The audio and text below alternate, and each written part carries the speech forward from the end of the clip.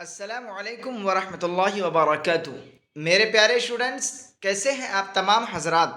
امید کرتا ہوں کہ آپ تمام حضرات خیر و عافیت سے ہوں گے۔ اسٹوڈنٹس، جیسا کہ آپ حضرات کو معلوم ہے کہ میں درخشاں اردو حصہ دوم کلاس 10th یعنی میٹرک والوں کے لیے آج بہت ہی اہم سبق لے کر حاضر ہوا ہوں، جسے ہم اور آپ بیٹی سے انٹرویو یعنی جس کے رائٹر یعنی لیکھک مصنف ہے راجندر سنگھ بیدی۔ اسٹوڈنٹ، آج کے اس کلاس میں آپ حضرات کو بیدی سے انٹرویو کے بارے میں پڑھانے جا رہا ہوں، جو آپ کے آنے والے ایگزام کے لیے بہت ہی اہم ہے۔ اس سے پہلے میں آپ حضرات سے یہ گزارش کر رہا ہوں کہ جو بیدی سے انٹرویو کے لیکھک یعنی رائٹر مصنف ہیں راجندر سنگھ بیدی، ان کے بارے میں کچھ آپ حضرات کو بیاں کر دوں، یعنی ان کے حالات زندگی پر روشنی ڈال کر ان کے بارے میں آپ حضرات کو بتا دوں، تاکہ آپ ان کے حالات زندگی سے واقف ہو جائیں۔ تو چلیے بلا کسی تاخیر کے ہم اس کلاس کو آغاز کرتے ہیں۔ آج ہم پڑھ رہے ہیں راجندر سنگھ بیدی کون ہیں۔ کہہ رہے ہیں کہ راجندر سنگھ بیدی عہد حاضر کے چند بلند پایا افسانہ نگاروں میں راجندر سنگھ بیدی کا شمار ہوتا ہے۔ وہ انسانی نفسیات کے نباز ہیں۔ زندگی کی چھوٹی چھوٹی حقیقتیں ان کے افسانوں کا موضوع بنتی ہیں۔ بیدی کی پیدائش 1 ستمبر 1915 کو لاہور میں ہوئی۔ بیدی کا سب سے بڑا کمال ان کے فن کی صناعی ہے، یعنی اپنے افسانوں کے کرداروں کو وہ اس طرح سے تراشے ہیں، یعنی اس طریقے سے وہ پڑھاتے ہیں، لکھتے ہیں کہ جیسے ایک سنگ تراش یعنی پتھر کے ٹکڑوں کو اپنی چھینی سے تراش کر زندہ اور روشن وجود میں بدل دیتا ہے۔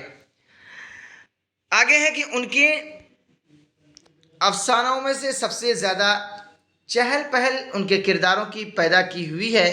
ان کے کرداروں میں تخیل کی رنگینی اور پختہ کاری بیدی نے نئی تشبیہیں اور نئے اشارے بھی وضع کیے ہیں۔ گہری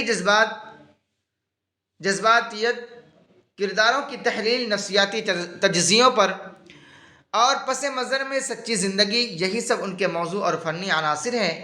ان کی افسانوی فکر کا معاملہ یہ ہے کہ ان کے کرداروں کے ضمیر و خمیر کا نہ صرف حصہ بن جاتی ہیں، بلکہ ایک عجیب طرح کی سرشاری کی کیفیت پیدا کر دیتی ہے۔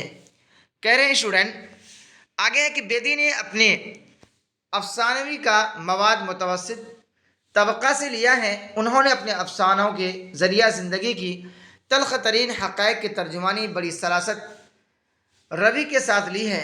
یہ بیدی کی خوش بختی ہے کہ ان کے پہلے افسانوی مجموعہ دانا و دام، یعنی آپ کے ایگزام کے اندر آبجیکٹو میں پوچھا جائے گا کہ پہلے افسانوی مجموعہ کا نام کیا ہے، یعنی راجندر سنگھ بیدی کے پہلے افسانوی مجموعہ کا نام کیا ہے، تو اگر آپ کو اسٹوڈنٹ یاد ہوگا تو وہاں آپ لکھیں گے کہ راجندر سنگھ بیدی کے پہلے افسانوی مجموعہ کا نام دانا و دام ہے نا۔ کرے اردو ادب کی دنیا میں دھوم مچا دیا کون؟ دانا و دام۔ کرے خواجہ غلام سیدین جیسے نابغہ روزگار بھی بیدی کی عظمت کے قائل تھے، یعنی ماننے والے تھے، کہنے والے تھے۔ کہہ رہے ہیں ان کے علاوہ بیدی کے ہم عصر نہ کہتے ہیں ہم عمر کو خواجہ احمد عباس تو بیدی کو اردو افسانہ کا ناخدا قرار دیتے تھے۔ کہہ رہے ہیں سچ تو یہ ہے کہ فن اور مواد کے اعتبار سے اگر اردو کے 2 بڑے لکھنے والوں کا نام لیا جائے تو ان میں ایک بیدی کا ہی نام ہوگا۔ کہہ رہے ہیں ان کے افسانوں کے کئی مجموعے شائع ہو چکے ہیں اور مختلف دانشگاہوں کے نصاب میں بھی شامل ہیں۔ افسانوی ادب کے اس منفرد فنکار کا 11 نومبر سن 1884 کو انتقال ہو گیا۔ اسٹوڈنٹ، یہ آپ سے یعنی آپ کے ایگزام میں یہ پوچھا جائے گا کہ راجندر سنگھ بیدی کا انتقال کب ہوا، تو آپ وہاں بتائیں گے کہ 11 نومبر سن 1984 کو اس دنیا سے وہ رخصت ہو گئے۔ اسٹوڈنٹ، اب آگے چلتے ہیں۔ अब हम पढ़ रहे हैं कि इंटरव्यू की तलखीस क्या है, यानी इंटरव्यू जो आप लफ्ज़ सुने हैं उसको कहते क्या है, उसके खासियत क्या है, इंटरव्यू क्यों लिया गया, उसके बारे में मैं आप हजरत को बता रहा हूँ।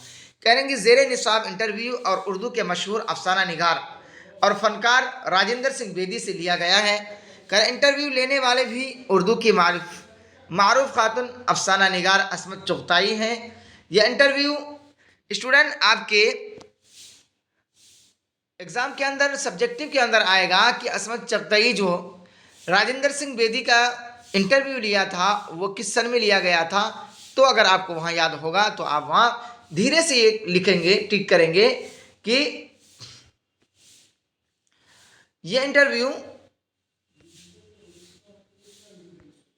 6 जुलाई सन 1984 को बेदी की वफात से चंद दिनों कबल उनकी क़यामगाह पर ऑल इंडिया रेडियो मुंबई के लिए सदा बंद गया था।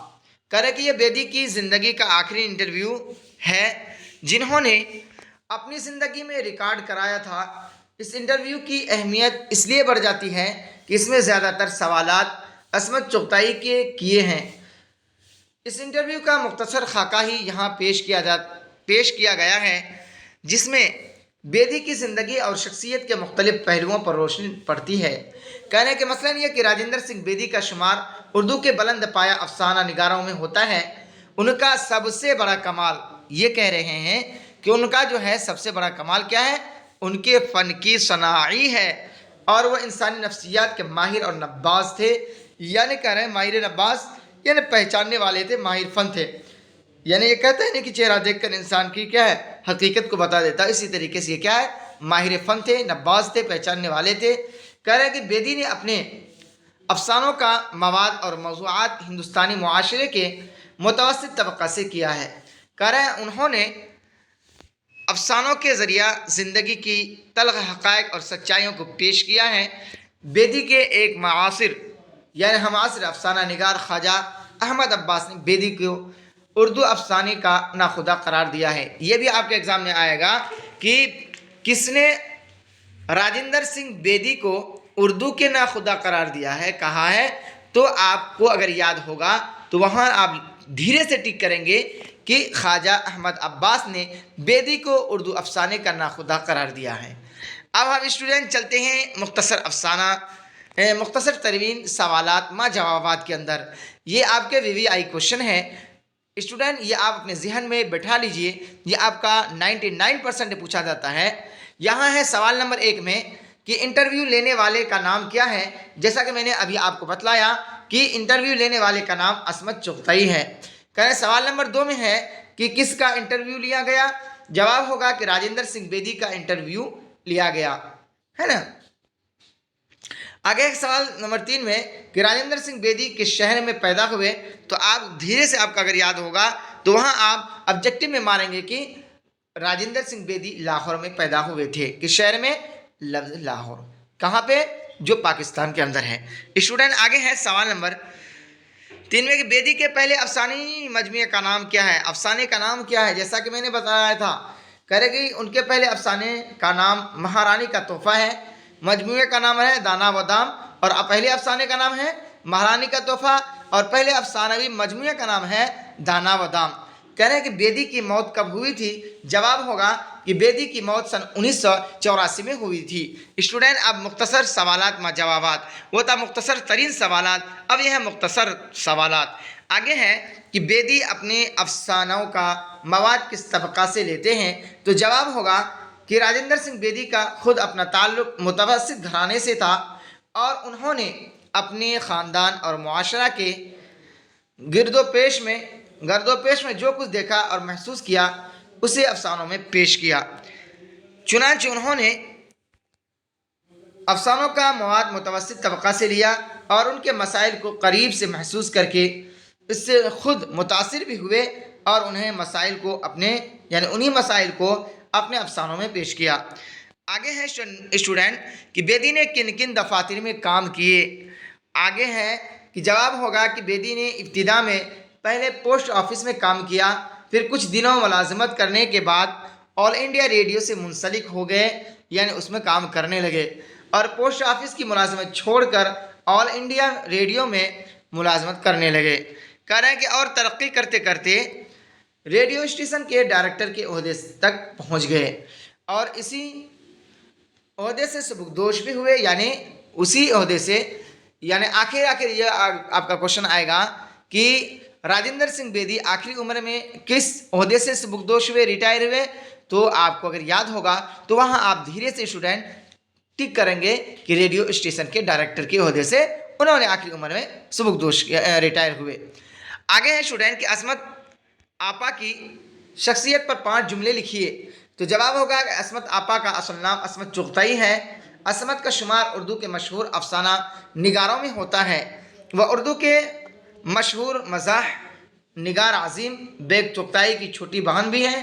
ان کی شاہکار کہانیوں اور ناولوں نے اردو ادب کے نثری سرمایہ میں قیمتی اضافے کیے ہیں، اور اردو ناول و افسانہ دونوں ہی اصناف میں فنی اعتبار سے ان کا مرتبہ و مقام خاص بلند ہے۔ کہہ رہے ہیں بیدی اور کرشن چندر میں پہلی ملاقات کب ہوئی تھی؟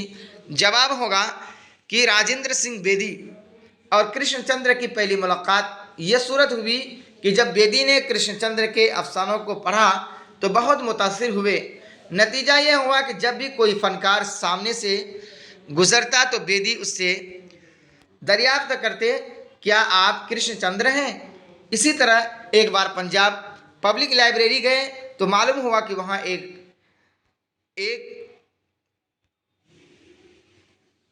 کیریئر رسالہ شائع ہوتا ہے، اور اس کے ایڈیٹر کرشن چندر نے بھی کہا کیا تم راجندر سنگھ بیدی ہو؟ ہے نا، کہ دوسرے کے ساتھ گلے مل گئے، یعنی کیا ہے ان کے ساتھ، یہ کیا ہے راجندر سنگھ بیدی گلے مل گئے۔ آگے اسٹوڈنٹ کی انٹرویو جو ہم سبق پڑھ رہے ہیں، ابھی تو ہم حالات زندگی بتا رہے تھے مصنف کے، اب ہم کریں انٹرویو، کریں بیدی سے انٹرویو عصمت چغتائی نے لیا کہ انٹرویو کی تعریف کیا ہے۔ ہم تو بہت سنے ہیں انٹرویو آخر ہے کیا، اسی کے بارے میں پڑھ رہے ہیں کہ انٹرویو کی تعریف ہے کیا ہے، انٹرویوز یعنی انگریزی لفظ ہے جس کے لغوی معنی داخلی خیالات کے ہیں۔ علم و ادب کی اصطلاح میں 2 آدمیوں کی گفتگو اور اس ملاقات کو انٹرویو کہتے ہیں جس میں ایک دوسرے سے داخلی سطح پر اظہار خیال یا تبادلہ خیالات کیا جائے، یا پھر کسی خاص موضوع پر 2 اشخاص کی گفتگو اور ملاقات کے دوران آپسی بات چیت کو انٹرویو کہا جاتا ہے۔ اسٹوڈنٹ آگے ہیں کہ آج کے جدید علمی اور سائنسی دور میں انٹرویو کی اہمیت و افادیت بہت زیادہ بڑھ گئی ہے۔ انٹرویو کے ذریعہ کسی انسان کی شخصیت کے مختلف پہلوؤں کا تجزیہ آسانی کے ساتھ کر لیا جاتا ہے نا۔ یہ کہہ رہے ہیں کہ انٹرویو جو ہے ایک ایسی چیز ہے کہ ایک انسان یعنی 2 آدمی آپس میں ایک دوسرے سے جو پوچھ تاچھ کرتا ہے نا، اسی کو انٹرویو کہتے ہیں۔ یعنی آپ کا کہیں تقرری ہو رہی ہے تو آپ کو وہاں انٹرویو لیا جائے گا۔ اگر آپ کسی عہدے پر کیا فائز ہونے جا رہے ہیں تو وہاں آپ سے انٹرویو لیا جائے گا، چاہے کوئی پوسٹ حاصل کر IAS ہو یا IPS ہو، اس طریقے سے SDO ہو SDM ہو، تو وہاں آپ کا انٹرویو لیا جائے گا کہ یہ کس طریقے سے یہ کام کر پائے گا آگے یا نہیں کر پائے گا۔ تو اسی کیا ہے انٹرویو کر رہے ہیں۔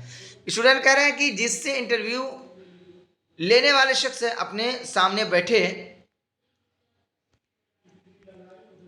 ہوئے انٹرویو دینے والے شخصیت کی سیرت و صورت، گہرائی میلان، نفسیات و اطوار کا تجزیہ مکالمہ کے ذریعہ کرتا ہے۔ گرچہ اردو نثر میں بڑی شخصیت سے لیے گئے انٹرویو کا اچھا خاصا ذخیرہ موجود ہے، لیکن اس کے باوجود اردو ادب کے اصناف میں انٹرویو بطور ایک صنف ہنوز تک اپنا کوئی مقام نہیں بنا سکا ہے۔